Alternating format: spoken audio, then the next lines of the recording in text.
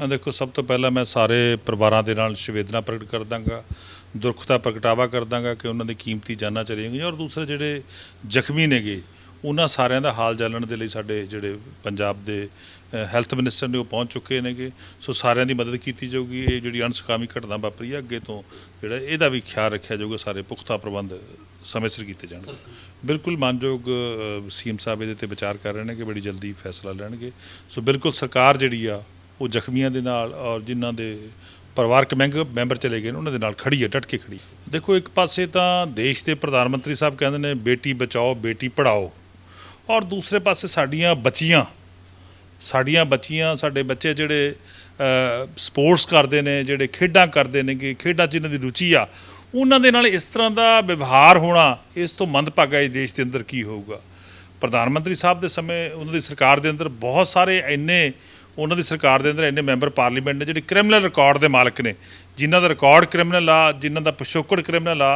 और मैं समझदा कि बीजेपी जिन्ने भी क्रिमिनल पिछोकड़ वाले व्यक्ति ने गे उन्होंने प्रोटैक्ट करती है और साडे बच्चों का कोई ख्याल नहीं रखती। एक पासे पॉस्को एक्ट बनिया गया वो लागू नहीं किया जा रहा, और साडे खिडारियां नूं छोटियां बच्चियां नूं अपनी इज्जत बचाने के लिए देश की सुप्रीम कोर्ट के अंदर जाना पै रहा।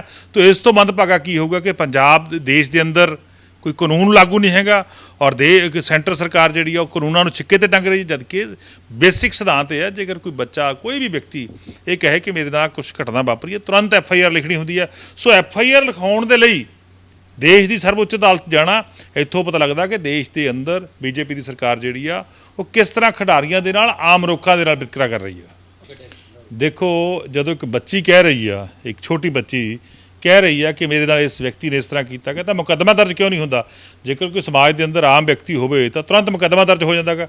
सो मुकदमा दर्ज तो रोक रहे हैं या इन्वेस्टिगेशन फड़न तो रोक रहे हैं, तो सीधा ही आके दोषियों सरकार जी आ चाहे अनुराग ठाकर जी ने या व्यक्ति होवे तो तुरंत मुकदमा दर्ज हो जाता है।